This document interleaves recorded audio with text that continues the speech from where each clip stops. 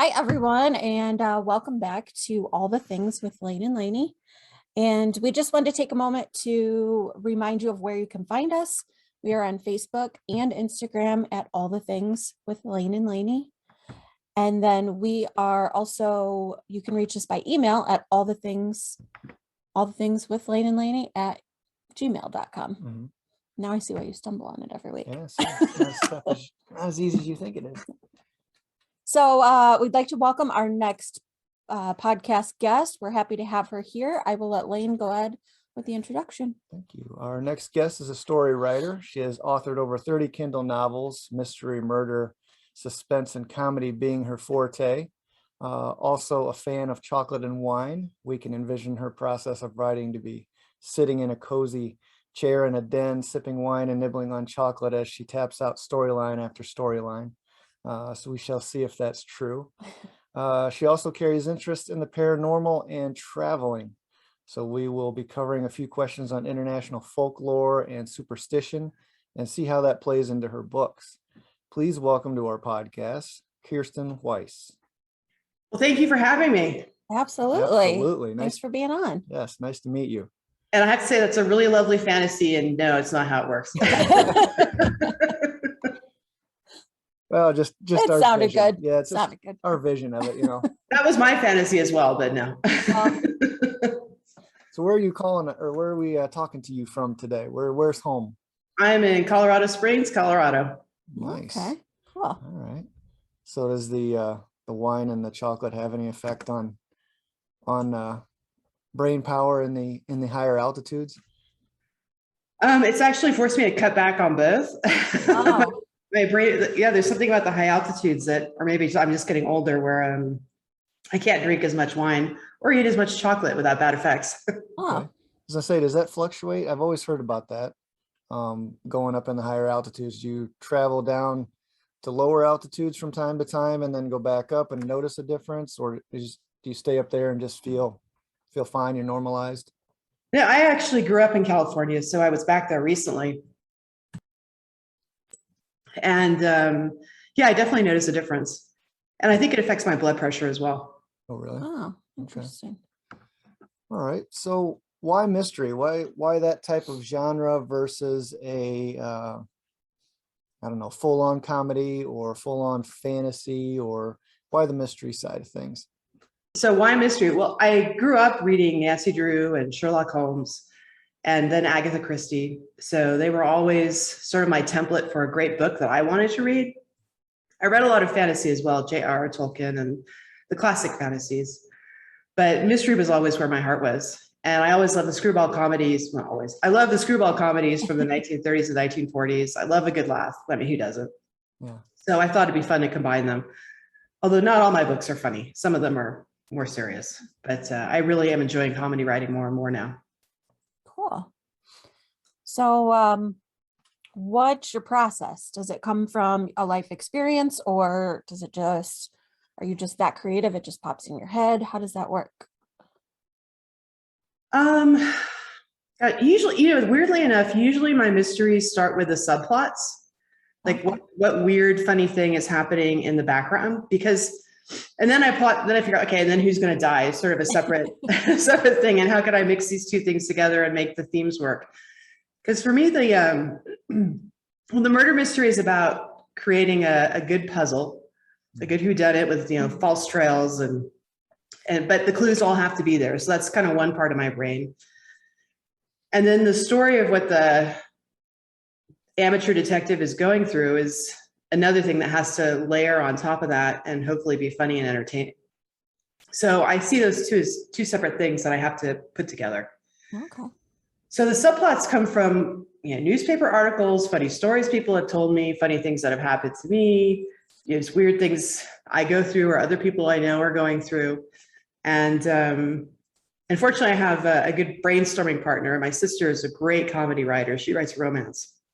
Oh, nice. And so she'll help me with the comedy brainstorming quite frequently, and then we'll make it funnier, and then we'll make it funnier, and just keep layering things on top of it. Oh, that's cool. Well, I was going to ask you too, do any of your characters, are they based on people that you've met in real life? And stumbled upon this weirdo at a bar, or I bumped into a guy at a store of some kind and thought, oh my gosh, that's a character? Um, not really. Sometimes I'll take pieces of characters. You don't want to take a character wholesale, because that's not very nice. These are real human beings we're talking about. You don't want to just take a book. But I mean, there's definitely like character traits. So you'll take this person's character traits, and then you'll take that person's character traits, or just some random character traits, and then I'll build a backstory behind it. You know, what could have psychologically in the past led up to that. Then you end up with a whole character. For example, I have a character who's actually a conglomeration of all my aunts in one person. Oh, cool. And my cousins are like, okay, who is it? I'm like, no, it's not your mom. It's all of them. I don't think they believe me. They all think it's their mom. Like, no, my mom's in there too. I say they probably all cool. sound so familiar to them. They just, Yeah. that could be my mom. Is that my mom? No, that's not your mom. So, you know, we said you like to travel. Does that play a role in your writing process too? Yeah, when I was in my mid-20s, I joined the Peace Corps and I went overseas. Oh. And I had a master's at that point in international business, but no experience in international business. So I thought, okay, Peace Corps, get me some experience. And I landed in Estonia in Eastern Europe. And then from there, kind of just by chance, I ended up in Kyrgyzstan working in something called microcredit or microfinance, which is you make really small loans, usually from like $50 to $200 to people who have little businesses. So these are people usually who are working in bazaars and selling tomatoes or what have you, or they might be a woman with a sewing machine who's trying to expand her business. Okay. And I found it really rewarding and really interesting. And I ended up sort of bouncing around the world for about 20 years doing that. And that industry changed quite a bit, especially with new technology. Now people can use their cell phones to save money on and store money on. And that made things actually a lot better. I think savings is the most important piece of financial independence. It's not what you earn, it's what you save, and then what you invest afterwards. Yeah. I mean, I met this amazing woman in Ethiopia who I was going to her business. I was walking down the street with my Ethiopian colleague, and he said, oh, that's her building. And I said, oh, which one is hers? He said, no, the whole block. She owned the whole block of buildings. And she started out 12 years earlier with a $25 loan for seeds. Oh my God. She was illiterate and illiterate. Her husband could count, but he couldn't read. And so he did all the books. And these two, from just saving and investing, they worked their butts off. And they owned a whole block of buildings, which they were then renting out to people and getting passive income from. And when we met them, we were looking at making a larger size loan around $2,000 to help them out. I met their son. He was the first person in their family ever to go to college. And and he was so grateful to his parents because he knew it was all down to their hard work and their intelligence and how to save their money and invest it instead of spending it. So I wish if I was Bill Gates, I would have brought her to America and put her on the lecture circuit in colleges to tell everybody, you can do it, stop buying dumb stuff, save your money, invest your money, and you have a chance. What a great story. Let's say good story. We kind of follow the same principle that we're just hardworking, just continue to work. And everything we've read, it doesn't come from, I mean, unless you go into real estate, you need to borrow other people's money to start your business and stuff like that. But, we're totally against credit cards and things like that. So the hard work aspect of that story just really talks to me. And yeah, it's amazing and humbling. I met so many people like that when I was working overseas. And that was the best part of the job for me, quite honestly. It was just meeting people who inspired me and were doing such interesting work. So were you journaling back then? Or, I mean, what sparked the whole writing thing? Have you always been a writer, or was it just your experiences over there? And Sorry. I think I coughed a little bit before I muted it. That's okay. All right. Very sorry about that. Do you want to say that again, or? So I'm sorry, what was the question? You're trying to hold that one back. What sparked the mystery writing, or just writing in general? Was it your experiences overseas that kind of drew you into writing? Have you always been a writer, or were you journaling during that time and just kind of started from there? Or? Well, I had wanted to be a writer since I was a kid, honestly. It was something I was playing around with as a child, and I won this little contest, which really lit my fire, even though it was a stupid contest and I was only honorable mention because I didn't want to edit it. So lesson learned, you have to edit your work. But I kind of gave it up as impractical. And the funny thing is, when I was overseas, I actually was doing a lot of writing because we were working for private NGOs, but they were usually funded by government entities like USAID or the World Bank. And everybody wants reports and everybody wants client stories. And so whenever there was a client story, nobody wanted to write it, but I was like, oh, I'll do it. I'll go out and write the story. So I'd, go out and interview the client and write their story up. And again, I loved it because I loved interacting with the clients and hearing what their stories were. And then I enjoyed writing them down too. So I kind of became the writer of the group. But then my parents became ill and I realized it was time to come home. And I could not find work. I got a job finally as God, I blocked it out of my mind. It was so horrible. I can't say the words. I got a job in the financial industry. Let's just put it that way. But it was mainly a sales job. And I just hated it. And finally, after 2 years, I was like, I can't do this. This isn't for me. I'm never going to be successful at it because I hate the job. And I think people could tell I hate the job. You can put on a happy face and be nice to people, but they know. Oh, yeah. And so I quit. And I would get interviews because I'd been in all these I worked in Afghanistan. I worked in these bizarre countries nobody heard of before. So everybody wanted to interview me, but nobody wanted to hire me because I was kind of weird. I mean, I didn't really fit into I was a square peg that just didn't fit into the round hole in these companies. And I get it. And finally I was driving down the street. It was this crazy rainy day, wind was whipping around. And I was thinking, all right, just brainstorm obviously the jobs you're going for, you're never going to get. So let's brainstorm some other jobs. And the phrase metaphysical detective came into my head. I thought, what the heck's a metaphysical detective? That makes no sense. And then I was like, okay, what would then I started thinking of it from a writerly perspective. And I ended up writing a book about a metaphysical detective. And the first edition was quite terrible. Again, editing.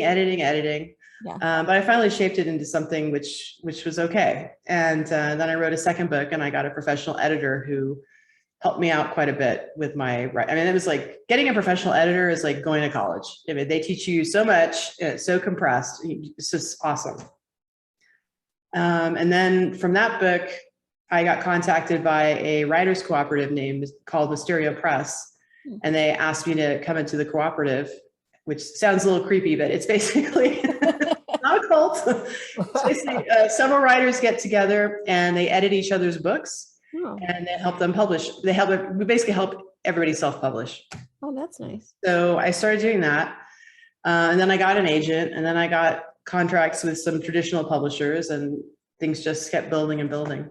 Although today I do most of my writing through Mysterio Press which is the authors cooperative, because I really like the freedom and I like the ability to publish more quickly than traditional presses can do. Usually with a trad publisher, you're lucky if you can get 2 books out in a series within 9 months of each other. Oh. But today as an author, unless you're in Stephen King level, which sadly I am not, you have to publish a lot more than that to make a living at it. Okay. Sorry, that was probably a lot more than you asked for. No, we want to hear everything. Yeah. I wanted to ask you, can you over edit? I mean, I feel like if you're editing and you're being critical of yourself and then you edit some more, I mean, does a project ever get out? Can somebody just over edit and just the project never finishes? Yeah, I think that can happen. There's a point where you just have to say, it's never going to be perfect. You can edit things forever. That's never been a problem of mine. I'm not a perfectionist. I have to force myself to do it. So I usually do about 12 rounds of edits on my manuscripts. Oh, wow. Sometimes I know it's done and I can do less, but I'm like, no, I have to, because if I do have a tendency to slack off. So I have my process of I do this edit and then I do the next edit, which is looking for this. And then I do another edit, which is kind of focused on that. But yeah, I do know people who just never finish the darn book because they're always editing it and it's never right. And this, again, my professional editor was just like, Kirsten, it's good enough. Publish it. Like, okay. So what's your, if it's not, sitting in a cozy space, drinking wine and eating chocolate, what's your go-to place for writing and getting in that creative headspace? Well, this is it. This is my winter space upstairs. I have a really nice view of the mountains, which is great. In the summer, it gets too hot up here, so I go downstairs. I have a half basement, which is lovely and cool in the summer, but terrible in the winter, as you might imagine. Yeah. So that is kind of more of a cozy nook. I have a roll top desk, currently broken. I pulled the top down and I can't get it back up again. So I'm trying to find a furniture repairman to come fix it for me. So hopefully that will happen before summer because I really like to get back there. Yeah. Okay. Cool. I'll say I wanted to switch gears a little bit here. Since you've done so much traveling and things like that, what is your experience with folklore, superstitions? What's your most interesting experience with the folklore of people that, don't go near that building. That building is haunted. There were people killed there. Or what is your experience with the paranormal, I guess, is what I'm asking. I got a lot more interested in how the supernatural intersects with people's lives when I was in Kyrgyzstan, actually. And I think my theory is that when people have less control over their lives, they turn more and more towards supernatural explanations and solutions for things. That's not to say supernatural doesn't exist. I actually do believe in ghosts, and I think there are things out there we just can't explain. Maybe someday we will explain it with science, but right now there are phenomena. I think they're real phenomena. But when I was in Kyrgyzstan, this was back in 1996, 1998-ish, it was still pretty chaotic. The government was, the Soviet Union had fallen apart. You have a corrupt government, completely corrupt police force who are shaking people down rather than solving crimes. This was kind of true throughout the former Soviet Union and Russia as well. Things were just out of control. The medical system was terrible. People were dying for stupid reasons. I had a friend whose daughter died. She was probably I think she was only 1 year old, from a disease which she shouldn't have died from. It was, I'm sure mistakes happen in the United States too. Yeah. So too harsh, but the medical system there was pretty poor. I mean, doctors weren't washing their hands before surgeries. I heard, and from other doctors telling me this, they had cats running around the hospitals to get rid of the rats. I mean, there was a lot of not basic hygiene stuff being followed. So, when you're in an environment like that, life is cheap, life is brutal and short, more than here in the United States. We don't appreciate how good we have it here. And there was a lot more superstition. I started noticing these black crosses painted on the walls of people's houses. I didn't think too much about it until my friend's daughter died. And his wife became convinced that a curse had been cast on her by a jealous woman. And so she had a priest come in and do an exorcism for the whole house. And that's when the crosses went up. And then I understood, that's what all those crosses are. They're for protection, exorcism.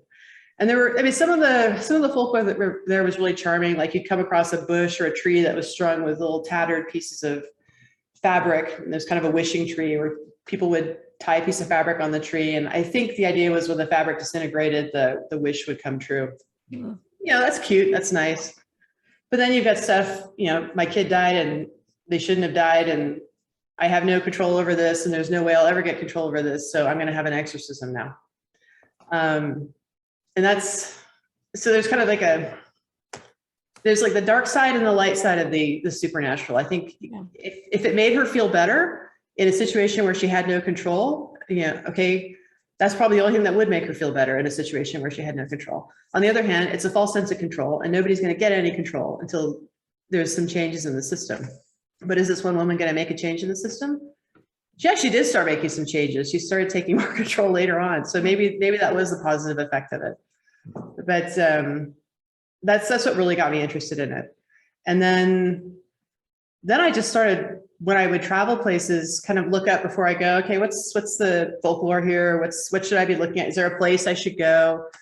When I I went to Ethiopia for work, as I mentioned, and I did my little research. And the only thing I came up with was magic scrolls. What is a magic scroll? This is interesting. And now you can find them on eBay, but at the time it was very, very rare and unusual. So there are these scrolls made by priests, basically, or people working in the church to ward off evil spirits and curses and such. And they're written in I can't pronounce the name of the language. It's the Ethiopian Coptic liturgical language. And ideally they're the length of the person's height. And then they're typically either worn in a little leather strap around their neck, or they're kept under the pillow for them to sleep on. And so I actually found, when I first went to Ethiopia, I was in a restaurant and I actually found one. They had this little like art gallery off. I'm like, oh, I know what that is. That's a magic scroll. Yeah. And then of course, when I went back to Ethiopia, I started finding tons of them.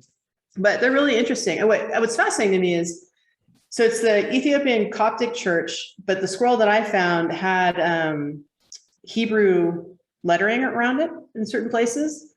It was kind of stylized. And again, what was interesting to me is it's this, superstitions always get kind of mixed up and jumbled up. So here you have this, it's sort of Christian, and then you've got these Hebrew letters because there is a small Jewish community in Ethiopia.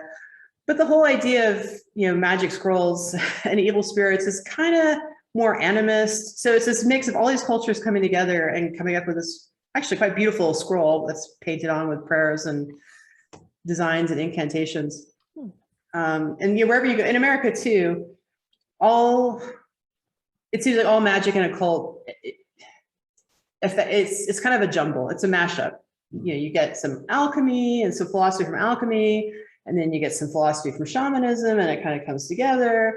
And then you get, from this culture it comes in, and that culture comes in. And so it's kind of fascinating to try to unravel those threads and see where this idea came from and that idea came from. Am I making any sense? I feel like, yeah, for sure. Absolutely. I was going to ask you if you're superstitious at all, or if you've had anything happen to you where it was kind of like whether you experienced deja vu, or, something you asked for a couple months prior came into your life or something like that, to where you thought, okay, well, I guess I should change my attitude, or I guess things like this really happen, anything like that. I do think that when you're in a good frame of mind and an open mindset, better things tend to happen to you. Actually, there's this really interesting book called The Luck Factor about this author. He started analyzing lucky people and unlucky people. And he talks about a test that was done, and I'm going to probably jumble up the details. Basically, they took a group of people who said they were lucky, and they took a group of people who said they were unlucky. And they set up a scenario where they said, okay, I want you to walk down the street, and I want you to go into this cafe, and I want you to sit at this stool at the bar. And so the person walks down the street, and the lucky person notices, hey, there's a $20 bill, picks it up, puts it in his pocket. He goes into the cafe, sits down at the stool, strikes up a conversation with the guys around him. One of them happens to be a multimillionaire who ends up giving him all sorts of advice and kind of links him up and helps him out. And there were a couple other things that happened too. The unlucky people walk down the street, don't notice a $20 bill that's just laying there. They sit down on the bar stool, they don't talk to anybody, have an okay meal and leave. So much of it, what he came up with was so much of being lucky is just your mindset. Just be open, pay attention to your surroundings, have a positive expectations, expect the best, and good things will happen. And if you don't think that, then they're not going to happen. So how much of that is magic? How much of that is just being attentive? I don't know, but there's something going on, and I do believe in that. I think that's manifesting to us. We're very into manifesting, and I definitely think it's your attitude and the positivity you have, because if you're negative, then everything that comes to you is just going to be negative all the time. So because that's all you see, that's all you're expecting, that's just stuck in your head. Well, it's going to rain today. Oh gosh. Well, my project's not going to work today. Oh gosh. My kids are going to get riled up today. Oh gosh. So you're expecting all that. Therefore, when the good stuff comes, you're just blowing past that because you're looking straight for the bad things. is it? Yeah, there was also, I was just reading this. Jung was, I don't usually read Jung, but I try to learn more about synchronicity. He has this little thing on synchronicity. I thought I can get through it. So he writes about, there was some study about, you know, those flashcards that have this, there's the squiggly lines and the star and the circle and the square, and you like, what is this? Yeah, the person doesn't see it and they try to guess what it is. So when they first started doing these studies, they found that the odds the person would guess correctly were much increased at the beginning when people were like excited and interested about the whole project. And then as time went on and they kept doing the cards, they kind of got bored with it. And then their guesses dropped off. So I don't know. And that's kind of more, that's true. That's definitely more psychic. Like you're tapping into something than just positive expectations, and paying attention means you're seeing more positive things. Cause that's just a flashcard with a star on it. So I don't know what's going on. Nobody does. Let's say, do you believe in psychics? Do you believe the people that read, we won't get into tarot just yet, but you know, the people that go off of the stars, astrology. I believe in some.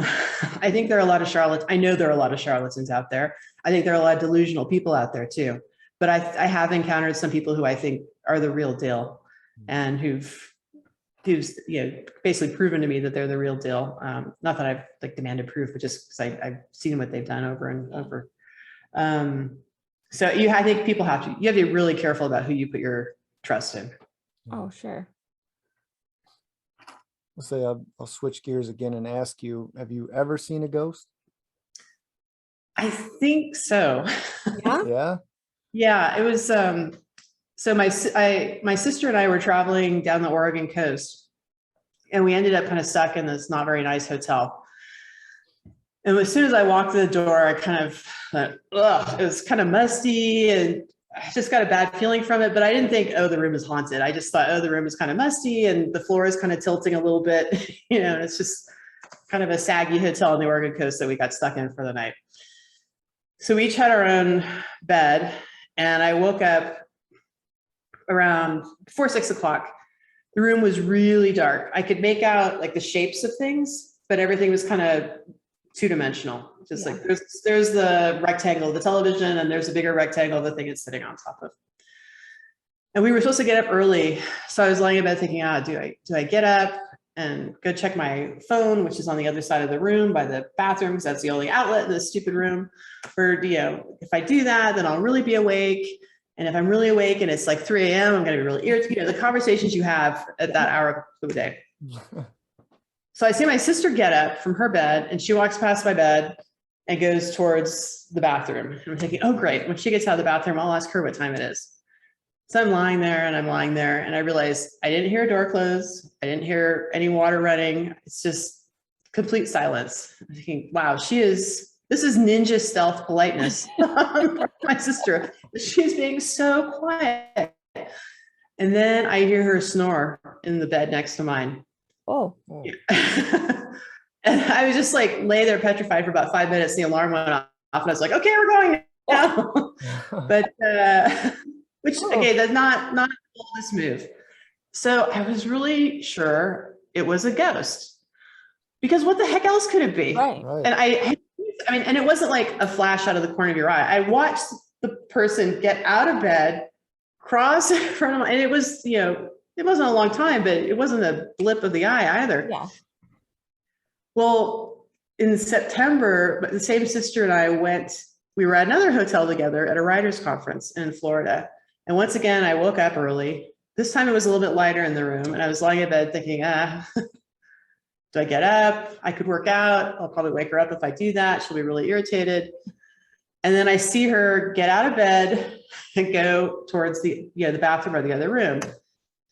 And once again, it was just dead silence. I didn't hear anything. And I thought, okay, this time I'm not going to be such a coward. So I got out of bed, and I'm looking at her bed, and it's just this lump of covers, which I'm not going to touch, because if I poked her and she wasn't there, she would have killed me. Like, okay, I can't tell. So I searched the hotel room, and it was just us. There was nobody there. So a friend of mine who is a psychic, when I told her the first story, she said she's astral projecting. it's not a ghost. I was like, no, it's a ghost. I don't want to see a ghost. So I'm going to tell the story that it's a ghost. But now I'm thinking maybe she was. Maybe my sister's just this closet astral projector and has no idea what's going on. And I just happened to have caught it twice. So I don't know. But that's the thing about the paranormal. You never know what's going on. It's that weird thing you can't explain. Right. So what does that mean, astral projector? I don't know. I'm not familiar with that. So, I'm not 100% on it either, but my understanding is you can kind of, your spirit can basically leave your body and go, wandering around, and you're not dead. Your body's still alive and breathing, and then you can come back to it. And there are techniques that people practice so they can intentionally do it. Oh, They go like wander off, and theoretically, you could go wander to China, and it can happen in an instant if you wanted to. wow.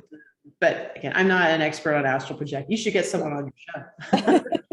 That sounds like a very interesting topic. So your first inclination, as a lot of ours are, is just to sit motionless and just wait. Whether it's just fear, or did I see what I really thought I saw? Why is that the common denominator? Why do spirits or the idea of spirits just freak us out, freeze us dead in our tracks? And it's so weird. It's the unknown. We don't know what it is. Is it something that's going to hurt us, or is it just something random? Yeah. And I was terrified at that first time in the hotel. I was really scared. And I'm ashamed to say how scared I was. Like, I write mystery novels about the paranormal, and it totally freaked me out. The other hotel, when it happened the second time, I was just like, okay. I was a little more, ready for it. I wasn't expecting that to happen by any means. But when it did, I was like, all right. And also the room was a little bit lighter, so that wasn't as freaky either. But yeah, it's just, that's, again, the paranormal, it's by nature, it's so unusual. It's paranormal. It's not, the sun comes up every day. You don't see a ghost every day. Most people never see a ghost. You just hear spooky stories. So when you're confronted with it unexpectedly, it's like, how the heck do you react to it? I mean, it's like, yeah, anyways. Well, no, I was gonna say the paranormal in general is an interesting thing. You have any interest in doing any ghost hunting? I've gone on 2 ghost hunts and not a thing happened. I think I'm a ghost hunter. Actually, one thing happened. So this one ghost hunt we were in, it was a professional hunt that I got invited on. And for some reason, they decided we were going to go down into the cistern of this huge mansion. A cistern is it's a water collection area, and it's underground. So it's basically this big concrete underground bowl. And I'm thinking, why? I thought I didn't understand it. It's like, did anybody die in the cistern? Why would there be a ghost haunting the cistern? But nobody could give me an answer, and down the cistern we went. So the cistern is very echoey because, again, it's just this huge concrete enclosed bowl. And it was pitch dark because it was underground. You couldn't see anything. And we've been told when you go on a ghost hunt, if you cough or you make some noise, you should immediately identify, this is Kirsten, I just coughed, because people are taking audio. And when they're listening to it afterwards, they'll think, oh, was that something ghostly? And you can say, no, that was just me. So it's 2 a.m. We're down in the cistern in the pitch black, and my stomach makes this noise like a creaky hinge. And everybody's like, what's that? What's that? Did you hear that? And I said, no, guys, that was just my stomach. No human could make that sound. And I was like, so I'm arguing with them. Honestly, it was just my stomach making a weird sound. Nobody believed me. And finally I thought, why am I arguing? There's no point to this anymore. Yeah, it's a ghost. So I am the death of ghost hunts. I went to Gettysburg, which was my bucket list ghost hunt place.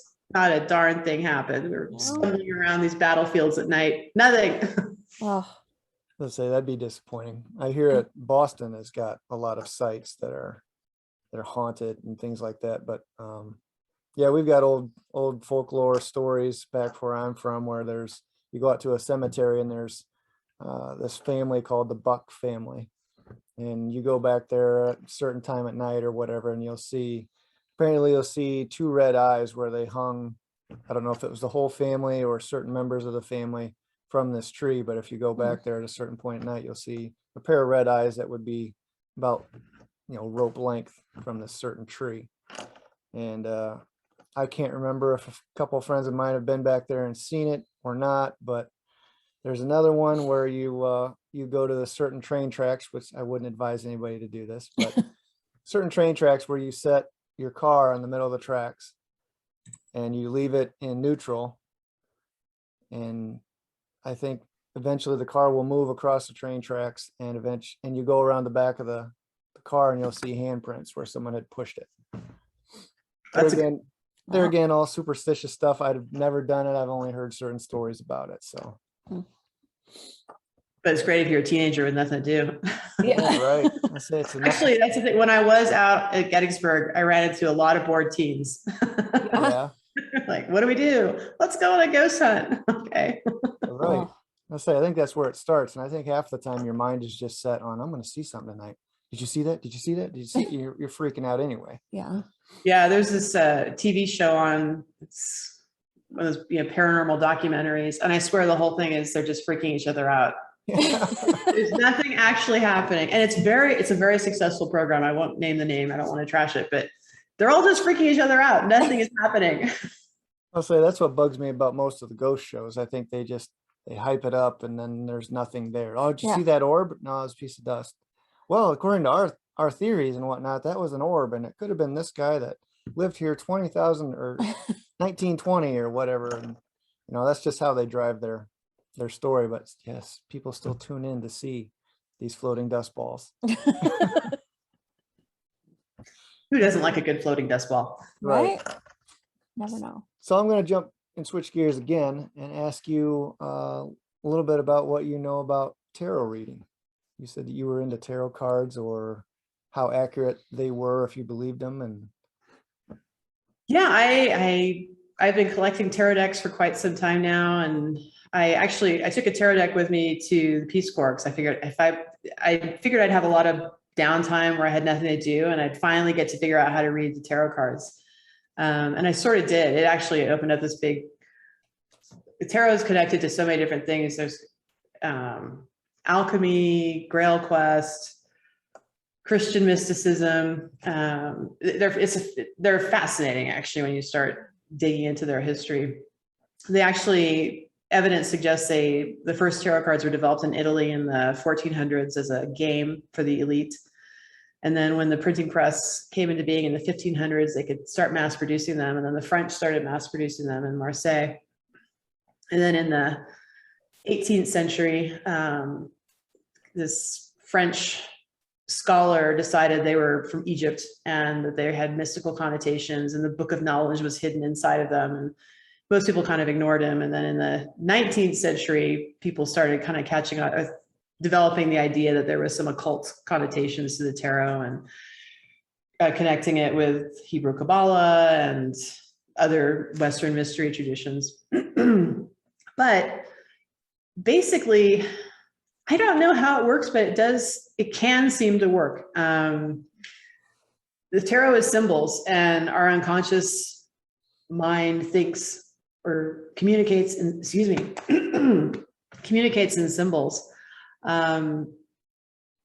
So some people think it's when you're looking at the tarot cards and looking at all these symbols and working with them, there's some sort of, psychic shortcut to the universal subconscious mind or unconscious mind, which we can tap into.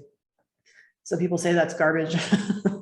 I don't know how it works. I just know that for me, I have to be in the right frame of mind. When I'm in an upbeat frame of mind, I can read tarot cards for people who I don't know, and they're shocked and amazed, and we have really good conversations about it. What I usually do is I'll read what I see, and then we'll have a conversation about it, and we'll kind of go into it in more depth, and I'll start asking them questions, because I want the tarot to be something, or a tarot reading to be something they can walk away from with some ideas for how they can, what their next steps should be. Because people usually have some sort of question. How can I change this? How can I fix that? What's wrong with this? They may not phrase it that way. It may be like, I want X. Why can't I get X? And then it's like, what can you do? And so kind of develop that conversation. But I don't know how it works. Again, I think there are charlatans. I've encountered charlatans. People, I encountered this one woman who said I was cursed, and for the, for some money, she could take that curse off of me. Oh, These, geez. Oh, okay. no, thank you, I'm fine. These are the people you want to run from. Yeah, every now and again you hear a story that's an old con and it just keeps succeeding and keeps going on. So you have to be careful who you talk to, because when you go into a tarot reading, there is some vulnerability there. Oh, yeah. So you need to be careful. But there's a lot of great readers out there who can really help you get perspective. And I think a tarot reading sort of, because like the paranormal, it's something different. It's something we don't usually do every day. When you sit down at a table with a tarot reader, you kind of are a little bit out of yourself. You're out of your normal world. You're doing something different. And so it's easier when that you start, and then you're looking at all these beautiful cards, which are kind of, strange and mysterious, and Yeah.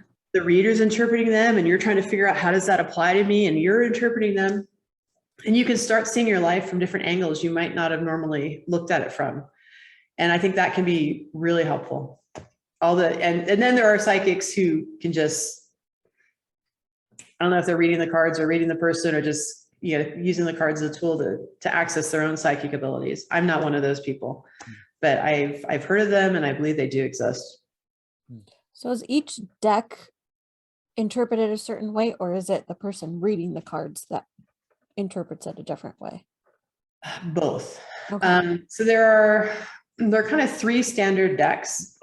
There's the Tarot de Marseille, which came out of France. It's very plain. So the tarot deck has 5 suits. There's the major arcana, or the trump cards. And there's this cards that you see when you're watching a movie. There's, death, the lovers, the devil, that sort of thing.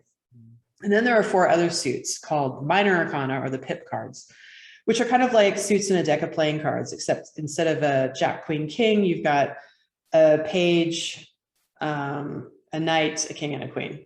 Okay. Where the heck was I going with this? I'm lost in the tangle of my own thoughts now. The different types of decks.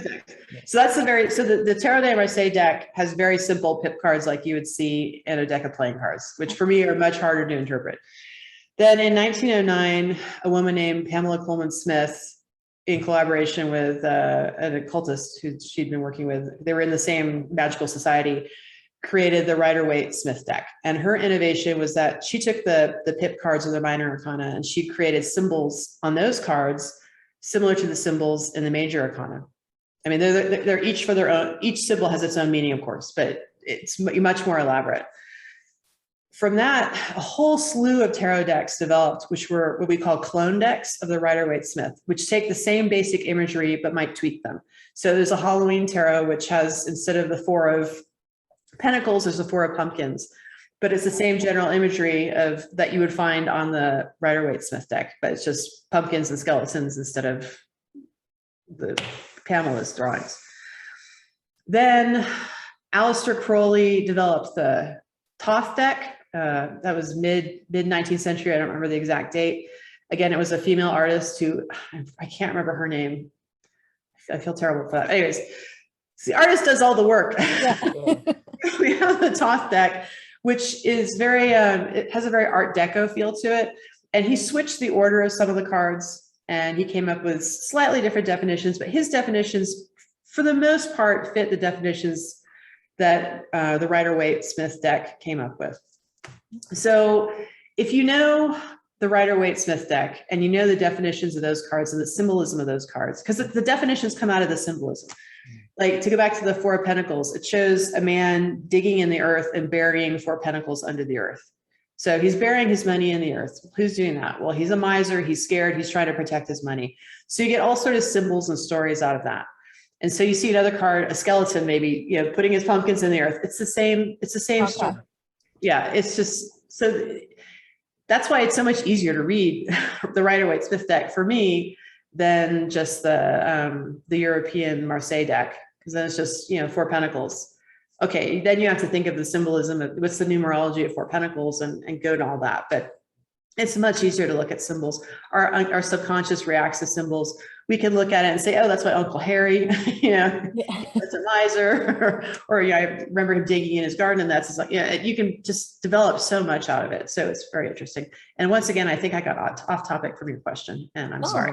No, we, like I said, like the we detail. love to hear all this stuff. I used to love to get my tarot cards read. There was a lady I used to work with. She's highly intelligent, and she would volunteer to read my cards.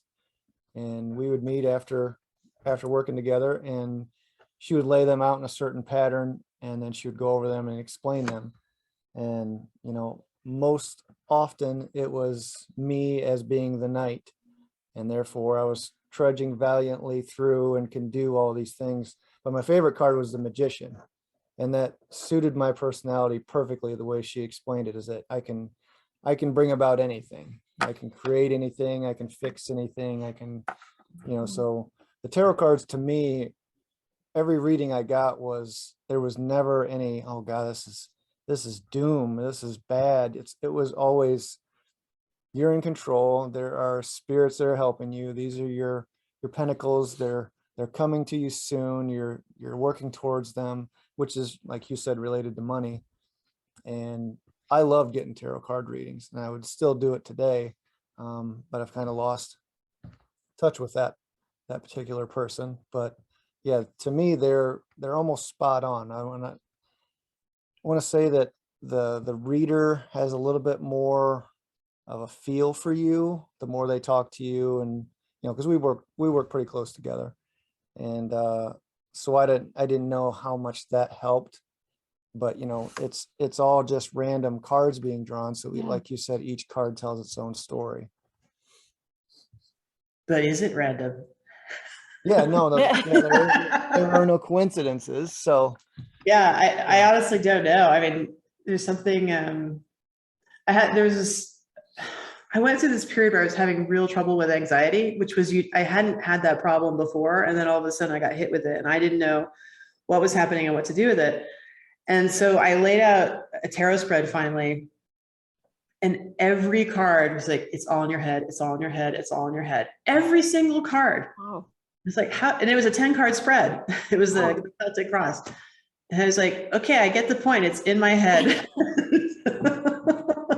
Thank you, tarot.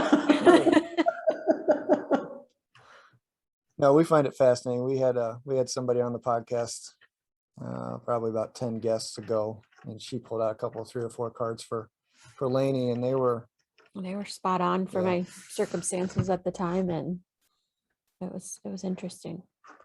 Definitely an interesting art. Now, I want to know how many.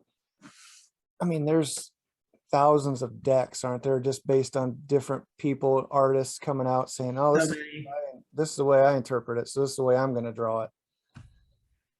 Yeah, it's getting dizzying. There's so many. I stopped collecting long ago. I'm trying to restrict myself. And so many of them are so beautiful too. Yeah, but again, most of the decks are clones of either the Rider-Waite-Smith or fewer clones of the Thoth deck. And once you know that, you can read those decks. If you know Rider-Waite-Smith, you can read the clones. If you know Thoth, you can read the clones. Okay. Same with Marseille. So they're all different, but they're all kind of, I won't say they're all the same. Like, I got a deck that had actually some extra cards in it, which I found really fascinating. So there's new stuff coming out, but I think the great thing of they're all different, but they're all the same, is that, again, you can read them. You don't have to learn a whole new system. Yeah. And the thing is, with these cards, they are archetypal images. So they're things we all can relate to. One criticism, and I think this is valid, is like, well, if you come from a different culture, you may not be able to relate so well to these European decks. Maybe. I mean, I do think there are universal, you may not be able to relate to the people on them, but there are universal themes. Again, before it be burying your money. Yeah. We all get that. Death. We all get that. So I do think some people have, I think the diversity is good. But I think there's also, I don't think we should reject the idea of universal values and universal unconscious. But that's just my opinion, and what do I know? Excuse me. I've got it. I was going to ask you if you've got any books in the queue that are ready to come out Okay. before we ask our final couple questions here. Yeah, January 31st, my next book in my Paranormal Museum series is coming out. It's called Going Dead. Actually, that's one of my favorite series because it's set in a paranormal museum.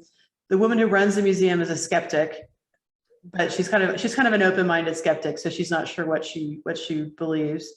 And it's more true paranormal in that obviously paranormal things are not happening.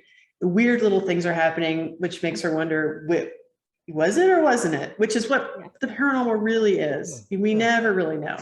So I think it's been very hard to sell in one sense because there's a slew of paranormal mysteries with talking cats and, witches casting spells. And I've written some of them. So I have nothing against them. Yeah.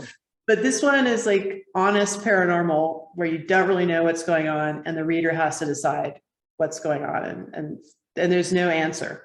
Okay. I mean, there's an answer to the mystery. The mystery is resolved at the end of each book, but when it comes to that side, it's a little trickier, and it's been harder to market for that reason. But I really love the series anyway, so I keep writing them. Good deal. I had one off the wall question real quick. When you're watching a murder mystery or any type of, let's say, Ocean's 11, just to make it cheap, and somebody's sitting next to you, do you constantly say, well, this is going to happen next, or he did it, or they did it, and the other person might be just totally clueless as to what is going on? They didn't catch all the details. No, I think it in my head, and then afterwards I say, I knew it all the time, and they're like, yeah, right.